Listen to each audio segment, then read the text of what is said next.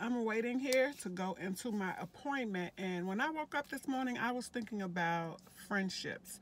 So I thought I'm going to do a quick video about friendships and how people often use the term friend too loosely. Like, everybody isn't your friend. You can hang with some cool ass people and have fun with them, but they're not your friends.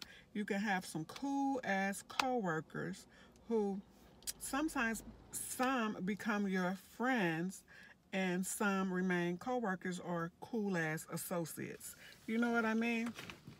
Um, I worked several jobs. I have gone to school and all of this. And I realize at times there are people like that I have gone to school with, um, not just high school, I mean like college and all of that. And you're so cool with these people, y'all might hang out and go grab a bite to eat. You might even go out for a cocktail or what have you. But outside of that, they don't invite you to their homes. You don't invite them to your home. But y'all are cool when y'all are together in that environment. So you may, in those moments, excuse me, I am chewing gum, but you may in those moments think, or say, this is my friend so and such, and this is doing Dutch. You know what I'm saying? But when in reality, they're not your friend. They're just some cool ass people, and that's fine. Like, that's absolutely fine. But sometimes some of us, we get caught up in those moments and think that these people are our friends, and then once we're done, so we've all graduated high school, or we've all graduated college, and then we're no longer in touch. Well, let's not say we're not any longer in touch. Well, at least not right off the bat anyway. After you graduate and everybody's off to do whatever it is they're off to do, you may still send a text, you may still drop an email. Hey girl, thinking about you. Just wanted to say hi. And you may go back and forth briefly. But then over time, that dwindles down, down, down to nothing. And then you've lost touch. And then eventually you realize, oh, I don't even remember this person's name, or I don't even remember that person's name. But you remember some good conversations, some good laughs that you have had with these people. But what about those people that are your friends, that you've that has been in your life for more than 10 years, some for over 20 years, and you always get together, you have fun, you go out, they know your family, you know their family, y'all have been around each other's kids and seen each other's kids grow up, and then, okay, so for the first 10 years, everything is good. And then between year 10 and year 20, you realize, or you start to wonder and think, were they really my friend all this time? Or at what point did things begin to fray? Like, you know what I mean? Like, sometimes I sit back and I think about some of my friendships, and in my opinion, of my relationships with some friends, I'm the one that's always reaching out. I'm the one who's trying to keep this friendship going on. I don't want to let go. But then at some point you realize, well, as with any relationship, friendships, relationships between men and women, siblings, cousins, whoever, in order for there to be a relationship, we have to want to be in that relationship. It can't just be on me. It can't just be on one person. It has to be on anybody that's in that relationship. And when I say relationship, it's not just between a man and a woman. It's between best friends. It's between whoever, like all those that I had named previously, your friends, your mom, your dad, your sister, your brothers, your cousins, your aunts, your uncles. If we're going to have a relationship, it has to be between us. It can't just be between me. It can't be just me pulling at you, because in let's say about the most recent 5 years, I've realized that I don't want to force myself into a space where I'm not necessarily wanted, or I don't want to insert myself there as often as I would like to, and you're not open to it. You know what I mean? I think about, what about support from your friends? Do you have friends that are supportive, that has been there for you when you were really going through some things, and how did they support you? Did they call you and just say, you know, I heard that this happened and I'm so sorry, and I wish that it didn't happen. I wish that I can be there for you, or whatever. If there's anything you need, just let me know. Speak on this one thing. It was like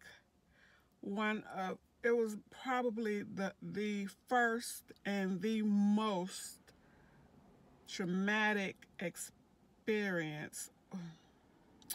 It was the most harsh heartbreak that I had experienced up until that point. And though I did have some people call me to check on me and to make sure that I was okay and to offer suggestions or advice, there were others who I thought were my friends that didn't call. And later on, I found out that, well, I talked to one person, and her whole thing was, well, I knew you were going through that. I knew that it happened, but I didn't know what to say, so I just didn't call. And I think that that's the worst thing ever, because if you're my friend, call. Just call and say, hey, are you okay? If you don't have anything else to say, just ask, are you okay? Is there anything I can do to help? Even if there's nothing you can do to help, ask. Like, if you care, show that you care. Your friends need that, right? I realized too, I don't know. I don't know. I realized in some friendships as well, I feel like I was the one always talking about things that I was going through, because I was going through a lot at a certain point in my life. And I'm always calling my friends, and I'm not looking for pity. I'm not looking for anything. I just don't want to keep it bottled all up inside of myself. And I'm terrible at journaling. And that's just the honest truth. But I realized that I was always the one doing all the talking, like telling everything that's going on in my life to my friends. And, at some point I started thinking, well, damn, like, am I the only one experiencing these things, not so good things in my life? Like, are my friends' lives, are their lives perfect? Because they never shared anything with me. And I didn't know if they were having ups or downs or whatever, because they didn't share.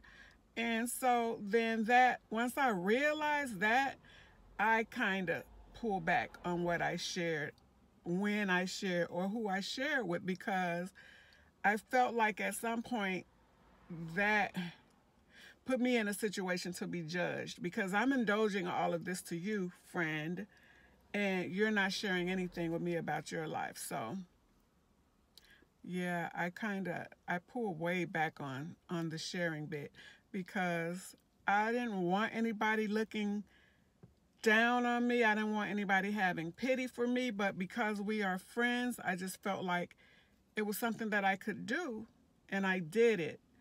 And so going through life, you learn a lot, like especially in relationships or where relationships are involved. So I share with those who share with me. Um, Recently, within the past, let's say 6 months, I got into therapy. So let me just say that the heartbreak that I spoke on, it isn't my first. It wasn't my first, but it was one of the worst, right? And so, yeah, I was thinking that, it's just when you need your friends, you need your friends. So when your friends is going through something, you can't not call. You shouldn't not be there for them. You know what I'm saying? But some people, they don't know how to be in their feels. They are more analytical than the feeling type. Me, myself, I'm a feeling type of person. So I I want to be there for my friends, but you cannot hold me accountable for not being there when you haven't told me anything, because what I'm not is I'm not a mind reader. I don't just know if something is wrong or happening in your life that you need support for. Um, excuse me, I don't know where that came from. But yeah, you can't hold a friend accountable for not being there when you've not given them a reason to be there. Like when you're not one to share. There, oh, also the friend that told me that she knew that I was going through something and that, she didn't call because she just didn't know what to say. Also, it turned to be judgy because right after all of that, she says, well, I'm not going to give names of my friends, but if you know, you know, and that's just what it is. And I'm not going to give specific situations, but in this situation, um, she asked a question that, yeah, but she asked the question about, well, you were having problems with so and such already, right? Well, like, what did you expect? And what happened is totally not something that I expected anyway, because I mean, life happens, right? Shit happens, but you don't expect just because some shit isn't going perfectly like you would have hoped or wished that they would become as bad as they became. So I just felt, wow, that was really judgy. And the person that I was always just quiet. I intook everything. And, I maybe chastised myself later about not responding the way that I should have. Um, And I was always the type that, it didn't matter if someone hurt my feelings. I didn't want to be that tit for tat. I don't want to hurt your feelings just because you hurt mine, or I didn't want to go so far below the belt. I always was the one, like, I don't want to burn bridges because I might have to cross them again. You know what I mean? So, yeah, that was one situation. And then another situation, I'll just say this. When I was going through my divorce, first off, I didn't tell anyone right away. I don't know why I didn't. I just didn't. I dealt with it. But once I started talking about it, I talked about it. And then I had one friend, like many years down the line, I don't know, the topic came up about me going through the divorce and, whatever the situation was. And one friend told me, well, I was glad when you was over that because I was tired of hearing about it. Well, damn, friend. Um, and then on top of that being said to me from my friend about something that I was going through that hurt me, I didn't even recall talking to her that much about the situation. I didn't remember it then, and I don't remember now talking to her about that situation. So much so that she could have even gotten tired of it, of hearing me talk about it. And this same friend, I remember, okay, this one situation, I'm not even going to bring it up right now, but another situation I'm going through. So here's the thing. It friends is funny. We can laugh with each other, right, about specific things in our lives, but I don't think we should ever laugh at one another. And this friend laughed at me on a couple of occasions that I can think of off top. Um, and then it's like, is this a real friend? The first situation, I'm not even going to say what it is, what it was, whatever. But I was visiting the friend, and, it's my friend, so I'm going to get comfortable, whatever, whatever. And whatever I had going on, it was just kind of wild. But to laugh with me about it is one thing, but to laugh at me and make me feel uncomfortable in a way that I felt uncomfortable, that's a whole other thing. So I just took a mental note of that. And then as far as that situation, it kind of came up again at a different point, different situation. And it's just like, for me, I just didn't think that shit was cool. And I didn't say anything to her about it, but I just internalized that. And then another situation, so that was that. Okay, so another situation. I had already talked to her about something. She already knew about it. So it's not like it was a surprise when the thing happened. And then when the thing happened, I kind of made a joke about it, right? Something's going to happen with this thing, and it happened. And like, my friend was the one laughing the loudest.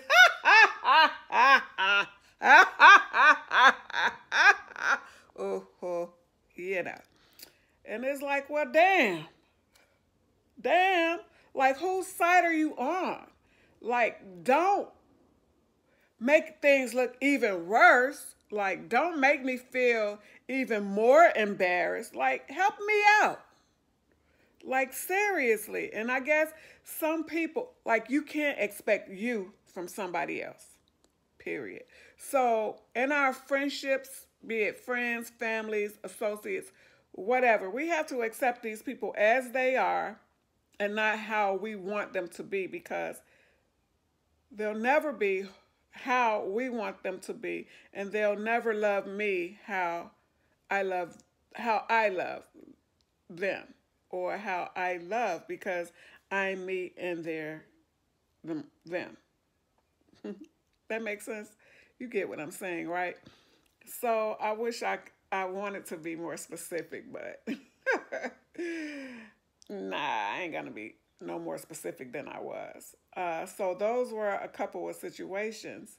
And so you got distance, you got time, and you're just away from each other. And it's like, you know what? We always say, it don't matter how long I've not talked to this person or that person.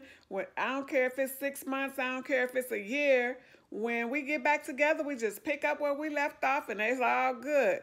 But as I've gotten older, it's not all good, because there's so much stuff that's happened in between the span of 6 months. You know what I'm saying? So it's like, I don't know you.